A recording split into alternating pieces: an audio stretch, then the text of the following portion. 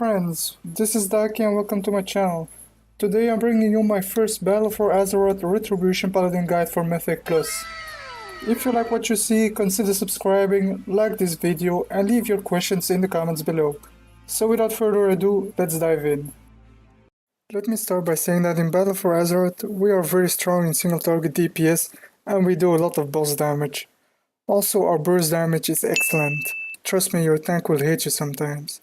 Another of our strength is that we can play around with our talents. We do not have one best talent build in Battle for Azeroth. Our next strength is our utility spells, so be sure to use them. This will be the difference between a good and a bad Retribution Paladin. We have Blessing of Freedom, Blessing of Protection, Divine Shield. We can also off-heal. Word of Glory allows you to provide a significant boost to the group survivability. Retribution Paladins can also cleanse players from poison and diseases, so make sure to use it. Your healer will thank you for this. Also, you should learn when to use Shield of Vengeance. It can be used defensively to soak damage, but also offensively and does a lot of damage. One of our weaknesses is that our cleave damage is quite average, and for 3+ targets we are in the middle of the pack. Our next weakness is our mobility. Apart from our Divine Steed, we do not have any mobility at all. So let's move over to the talents. This is how my default talent build looks like when I go into Mythic Plus. So for the first row, you could either go with Seal or Righteous Verdict. If you have to focus on single target DPS, then you go with Righteous Verdict. Otherwise, you go with Seal. What Seal does, it makes you do faster auto attacks, so you have more chance to proc your passive Out of War. And this resets the cooldown of your Blade of Justice, so it helps you build Holy Power quicker, so you can do more Divine Storms. This is why it's an AoE talent. So for the second row, Blade of Wrath is your safest bet. You can go with Hammer of Wrath, but then you really have to focus on mobs' health to utilize this talent to its full potential. I don't recommend this one for Mythic Plus. Let's move over to the next tier. This is our CC talents. The default pick would be Fist of Justice. Also, whenever you spend Holy Power, it reduces the cooldown of your Hammer of Justice. Repentance can be used also to CC certain mobs in Mythic Plus. And Blinding Light is an AoE CC, very situational. Let's move over to our next tier. Divine Judgment is the worst out of these 3 talents. You should not use this one. Consecration, it only performs better in sim than in real world situation. And Wake of Ashes is hands down the best talent for this tier. It also stuns the demons and undead for 5 seconds. And grants you 5 Holy Power. Even if you don't hit your target with Wake of Ashes, you still get 5 Holy Power. So let me move here so you can see. I didn't hit my target, but I still do get 5 Holy Power. So let's move over to our next tier, our utility tier.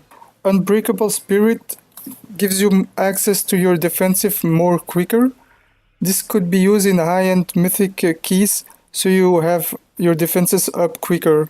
So let's say now my Divine Shield is 5 minutes, but with this talent it would be 3.5. Same with my Shield of Vengeance, it is now 2 minutes, but with Unbreakable Spirit it is 1.4. Cavalier gives you 2 charges of your Divine Steed. And Eye for an Eye is very situational, it reduces the physical damage taken and also does physical damage to any melee attackers. So let's move over to our healing talents. For Mythic Plus, I highly recommend Word of Glory. It consumes 3 Holy Power to heal a friendly target plus 2 extra targets in his range. So you do use 3 Holy Power, which means it is a DPS decrease for you, but trust me, it is worth it. The boost that it provides you for your group survivability is insane. Some people also go with Selfless Healer. You do not spend any Holy Power on this, and the healing that you receive is less than Word of Glory. Justicar's Vengeance is pretty useless. For the last tier, you have the choice between Divine Purpose and Inquisition. They both perform really well in single target and in multi-target, so it's all personal preferences, adjust them yourself. Also, if you cannot keep up Inquisition 99% of the time, then you just should go Divine Purpose. Also, when you pick Divine Purpose together with Righteous Verdict, you would do a lot of damage. Righteous Verdict does give you 15% extra damage and Divine Purpose 30%. So together that's 45% extra damage that you get. Then you have Crusade. What this does, it replaces your Avenging Wrath, and every time you spend Holy Power, it increases your damage done and your haste by 3%.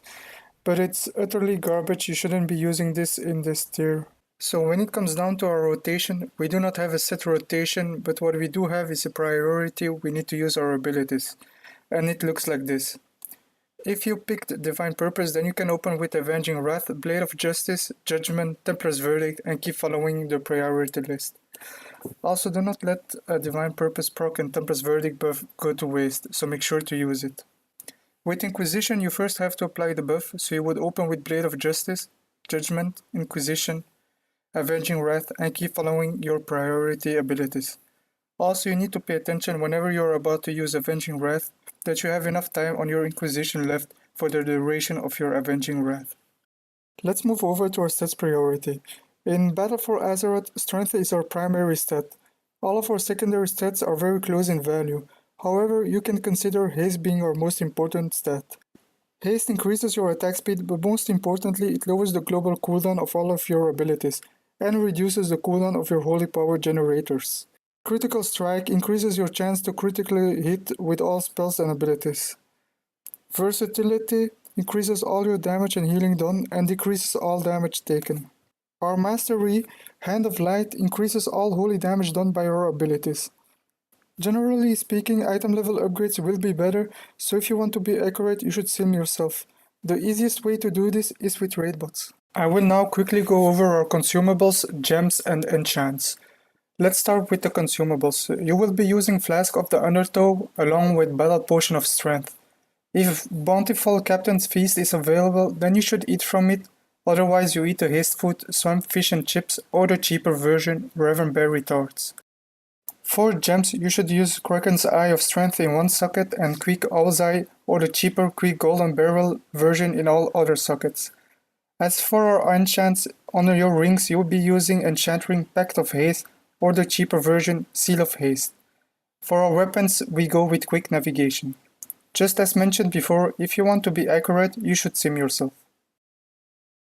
Let's move over to our Azeroth trait. So Azeroth trait are special effects present on your helm, shoulder and chest pieces. I will not go into details because there is a dedicated website I recommend you if you want to know which traits are the best for you, and that's bloodmallet.com.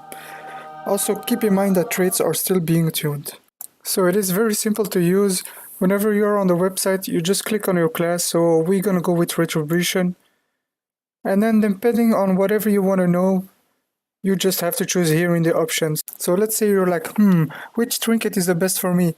Well, with this website, you can just look after your trinket and see where it's ranking in this list. So if you want to know which Azeroth trait is the best, then you just click on Azeroth and you get an overview with all of the traits available. This is for single target DPS. If you want to know which trait are the best for AoE, then you just click on Hectic Add Cleave and it gets updated. It is really simple to use, so just go on the website and play around. Anyways, that's all for this video. I hope it clears things out for you. Keep in mind, it is my first guide and video on YouTube, but they will get better with time. And if you have any questions, make sure to leave them in the comments below. Thanks for watching and best of luck in Battle for Azeroth.